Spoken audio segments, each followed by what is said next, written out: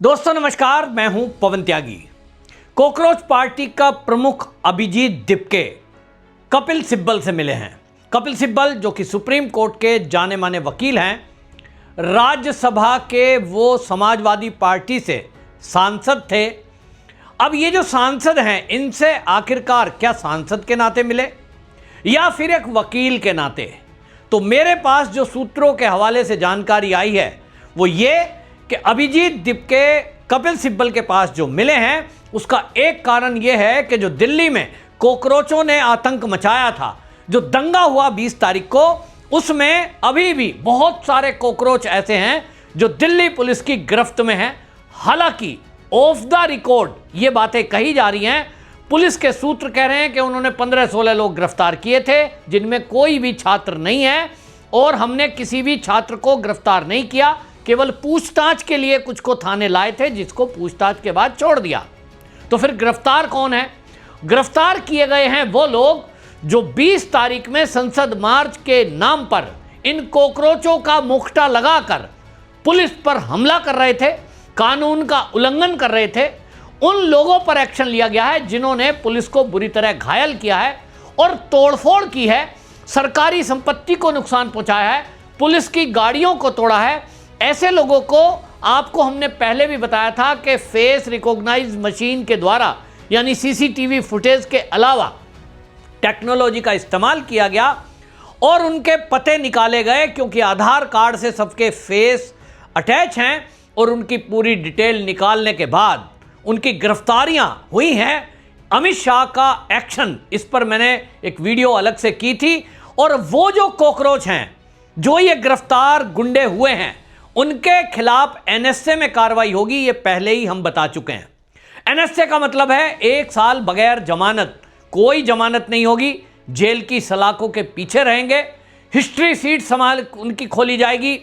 सारे सबूत Delhi police already जुटा चुकी है, कुछ सबूत और जुटाए जाएंगे और जब कुंडली खुलेगी और विदेशी लिंक यहां इन कॉकरोचों के आंदोलन का निकलेगा तो निश्चित जानिए कि यह धारा यूएपीए में भी बदल सकती है, क्योंकि देश की सुरक्षा को न केवल इन्होंने खतरे में पहुंचाया, देश के विरुद्ध एक षड्यंत्र रचा गया।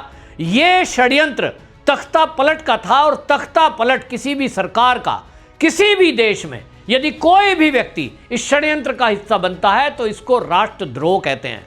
राष्ट्रद्रोह रचने का आरोप सीधा सीधा यूएपीए की धाराओं में होता है और पुलिस पर हमला किया गया है ऑन ड्यूटी, वो धाराएं अलग से लगेंगी। अब इसमें अभिजीत दिपके को प्रेशर बन रहा होगा निश्चित रूप से। कॉकरोच जो गिरफ्त में हैं, वो गुंडे कॉकरोच कह रहे होंगे हमें बचाओ। अभिजीत दिपके और इनके जो सौरभ दास प्रवक्ता है, वो हालांकि जिस टाइम धर्मेंद्र प्रधान के इस्तीफे की खबर आए उसके बाद इन्होंने जो प्रेस कॉन्फ्रेंस की, इनसे सवाल किया गया कि कुछ लोग गिरफ्तार हैं, उन छात्रों के बारे में क्या? क्योंकि इन्होंने जो मांग रखी थी सरकार के सामने, लगातार जेपी नड्डा से ये इस मांग को रख रहे थे और मीडिया में भी बता रहे थे कि हमने मांग रखी है कि धर्मेंद्र प्रधान का इस्तीफा हो, पेपर लीक पर सख्त कानून बने। और एक मांग इनकी थी कि जितने भी छात्रों के ऊपर मुकदमे दर्ज हुए हैं वो मुकदमे वापस लिए जाए। लेकिन वो मांग अचानक से कन्वर्ट हो गई और सौरभ दास प्रेस कॉन्फ्रेंस करके कहता है कि हमने ये कह दिया है कि जो दंगाई हैं उनका कॉकरोच पार्टी से कोई लेना देना नहीं है, उनके ऊपर पुलिस कार्रवाई करे। तो ये क्यों बयान दिया गया? क्योंकि इसमें 2 बातें हैं। एक तो ये पूरी दुनिया को ये बताना चाहते थे कि जो कॉकरोच पार्टी है, हम तो बड़े शांतिप्रिय हैं, हम तो शांतिप्रिय आंदोलन कर रहे थे और इस आंदोलन में जो भी मोदी को गाली दे रहे थे, जो अपशब्द कहा जा रहा था, ये जो उल्टी सीधी हरकतें कर रहे थे, जिन्होंने भी तोड़फोड़ की, जिन्होंने पुलिस पर हमले जानलेवा किए, जिन्होंने भी इस कानून को तोड़ा कि वो बैरियर को तोड़ना चाहते थे और संसद के गेट के अंदर घुसने का कोशिश कर रहे थे, रोकने के बावजूद, उनसे हमारा कोई लेना देना नहीं है। मतलब अपनी छवि सुधार लो। जिन्होंने ये सब किया, पुलिस चाहे तो उनको गिरफ्तार कर ले, अब चाहे वो इनके ही आदमी क्यों ना हो।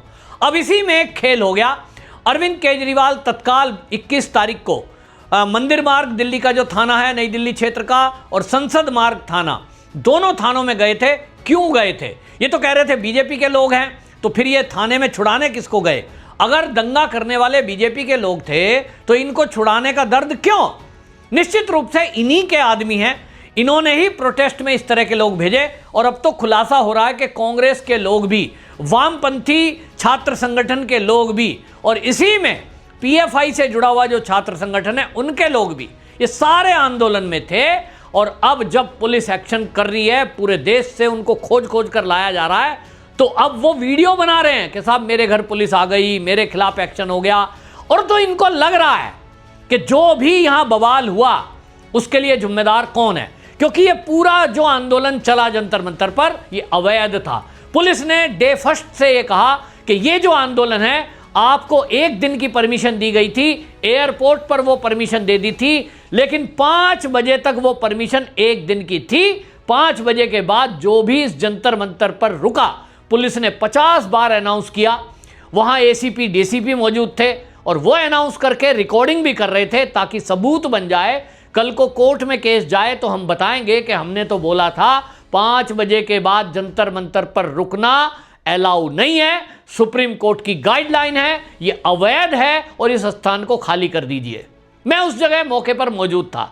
पुलिस बार बार अनाउंस कर रही थी, तो अभिजीत दिपके भी माइक लेकर के कह रहा था, देखो भाई अब पुलिस जो है थोड़ी देर में हम पर लाठी चार्ज करना चाहती है। वही अरविंद केजरीवाल की स्टाइल कि मुझे पता चला है पुलिस लाठी चार्ज करेगी।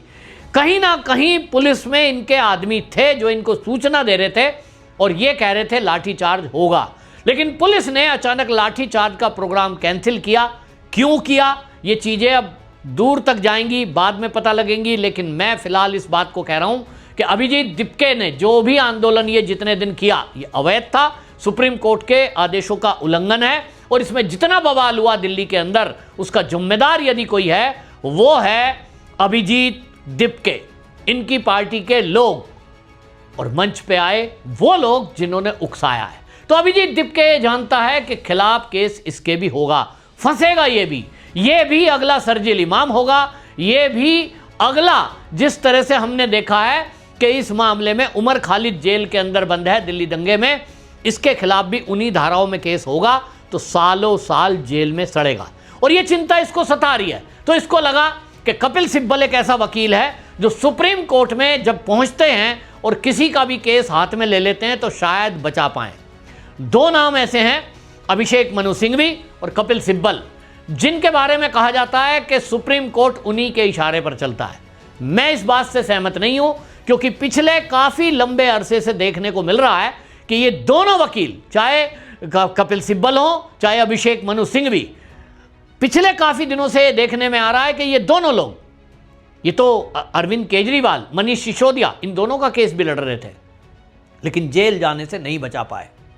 लंबे समय तक ये दोनों लोग जेल में गए।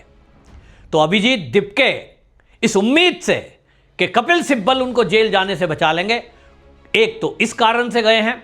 दूसरा, जो मेरे सोर्सेज हैं वो ये बता रहे हैं कि अब उत्तर प्रदेश का चुनाव है और पूरी जो स्क्रिप्ट लिखी गई थी इस कॉकरोच को अमेरिका से भारत लाने की, वो स्क्रिप्ट में निश्चित रूप से पंजाब का चुनाव भी है और उत्तर प्रदेश का चुनाव पूरे देश में महत्वपूर्ण है, क्योंकि सबसे ज्यादा सांसद तो वहीं से आते हैं। 29 का इफेक्ट अभी 27 के चुनाव से होगा और इसलिए पूरी विपक्षी पार्टी ताकत पूरी की पूरी झोंकने वाली हैं उत्तर प्रदेश में। देश विरोधी सारी ताकतें अपनी ताकत झोंकने वाली हैं उत्तर प्रदेश में। तो फिर अभिजीत दिपके उत्तर प्रदेश से समाजवादी पार्टी के साथ मिलकर के उनके लिए बैटिंग करना चाहता है और ये बैटिंग में शामिल कराएंगे कपिल सिब्बल, यानी समाजवादी पार्टी से मुलाकात। दूसरी तरफ मेरे सोर्सेज ने बताया है कि ये जो राहुल गांधी है उनसे भी मिलने का प्लान अभिजीत दिपके का है और वो सोचता है कि कांग्रेस का साथ यदि मिल गया तो जो सुप्रीम कोर्ट तक में केस लड़ने की सुविधा मिलेगी, सिस्टम क्योंकि कांग्रेस का है, इनको जेल जाने से बचाया जा सकता है। इनको लगता है कि राहुल गांधी का आशीर्वाद मिल गया तो किसी भी राज्य से वो राज्यसभा का चुनाव लड़वा कर इनको राज्यसभा भेज सकते हैं और कहीं यह भी हो सकता है कि बड़ा नेता बना दें, पार्टी का कोई बड़ा पद दे दें। हालांकि आम आदमी पार्टी के अरविंद केजरीवाल से ये जुड़े हुए हैं, लेकिन इस समय अभिजीत दिपके के लिए सबसे ज़्यादा जरूरी है कि ये जो दंगा फसाद दिल्ली में हुआ उससे कैसे बचा जाए, यूएपीए की धाराओं से कैसे बचा जाए, अगला सर्जिल इमाम और उमर खालिद बनने से कैसे बचा जाए।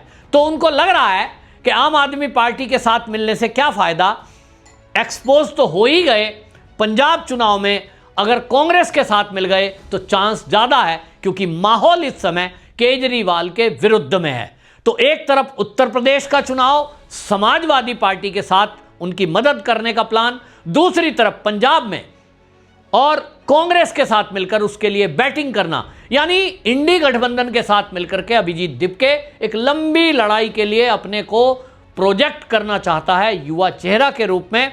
और इसी के पीछे अगला आंदोलन अमित शाह के विरुद्ध ये पूरी विपक्षी पार्टियों के साथ मिलकर के अभिजीत दिपके करने वाला है, ऐसा सोर्सेज से पता लगा है। बहाना यही रहेगा कि जिन छात्रों के खिलाफ आपने केस दर्ज किया, आपने तो कहा था हम छात्रों के खिलाफ नहीं करेंगे, तो ये जो खुद बोल के गए कि गुंडों के खिलाफ, बदमाशों के खिलाफ, जिन्होंने दंगा खिलाफ किया, उनके खिलाफ आप कार्रवाई करिए, हम साथ नहीं हैं। लेकिन अब ये पलटेंगे, क्योंकि इनको तो आंदोलन करना है अमित शाह के खिलाफ।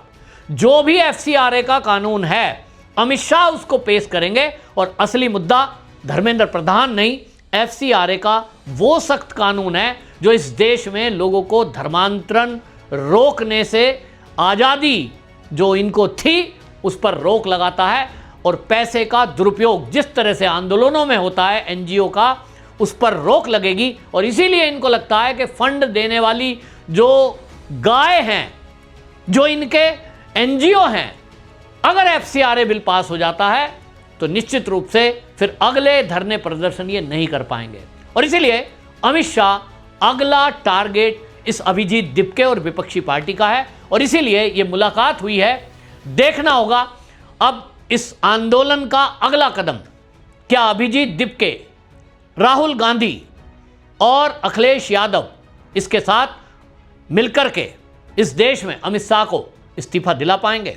आपकी क्या राय, कमेंट जरूर करिए, वीडियो शेयर जरूर करिए, ताकि पूरे देश को पता चले कि ये जो धर्मेंद्र प्रधान का इस्तीफा लेने के बाद अभिजीत दिपके ने कहा था कि अभी तो ये शुरुआत है, पहला विकेट गिरा है, तो क्या अगला विकेट अमित शाह का होगा? वंदे मातरम।